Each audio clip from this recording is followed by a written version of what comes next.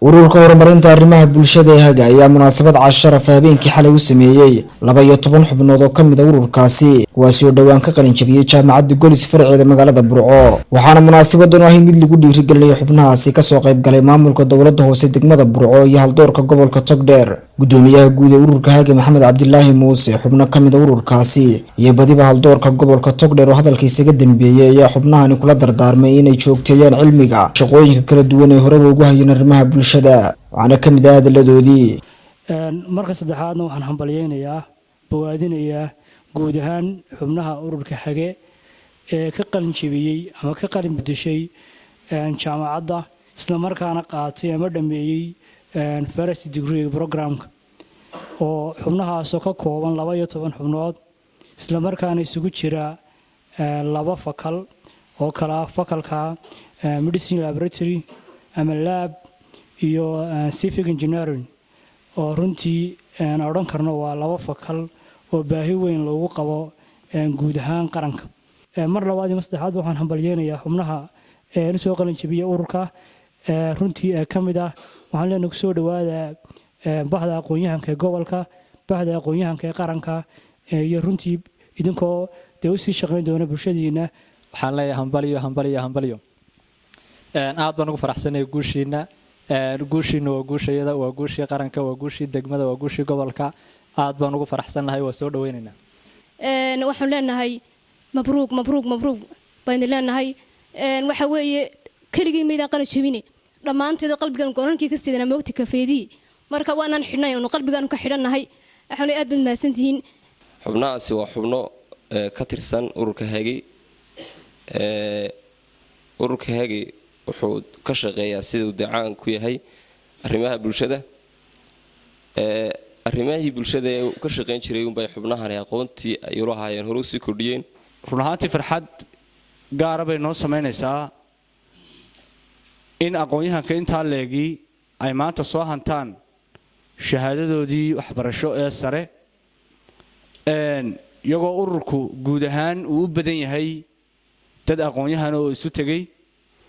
haddana waa markii labaad ee munaasabad noocan oo kale aan u sameeyno ama aan u qabanno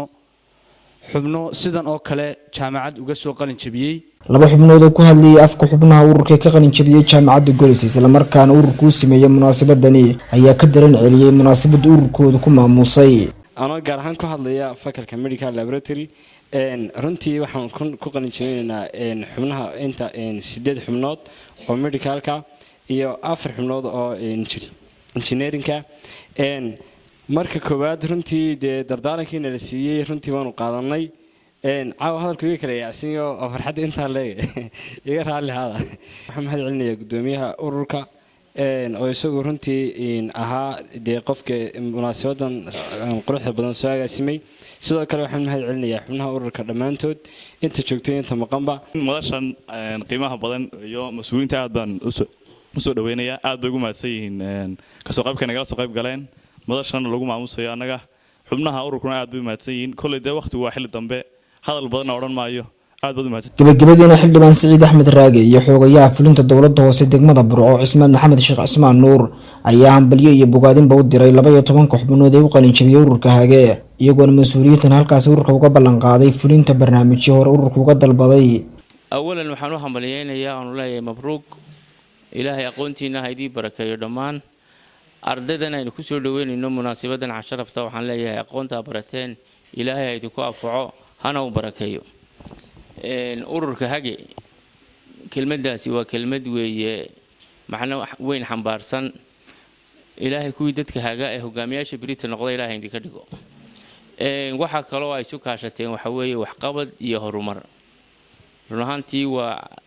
arrin aad iyo aad u muhiim ah oo waxtar u leh degmada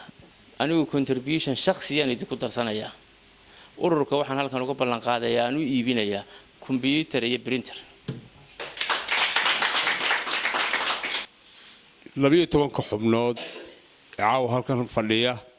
ee 7 wiil iyo 5 hablooda ee qalin jabiyay marka hore waxaan dilaay ciid mubaarak ila waa ciidiinii waa wax lagu farxo runtii waana wax la baarigo waana wax inoo soo kordhay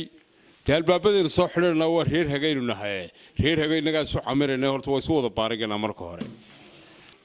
3 qodob baa halkan guddoomiyihii ka tegay ka hadlay oo baahiyada 3 waxaan idinku bishaariyay caawa 3 waa la qabalo oo la qaadan laakiin balankeenu waxa weeye haddii la yidho 2 bilood bay naga xiga sanadkii cusub haddii la ka dhigo 2020 sanadka cusub baynu la jaan qaadaynaa Sidiiq Xasan Jaamac Sidiiq Waabeeye Bulsha TV Burco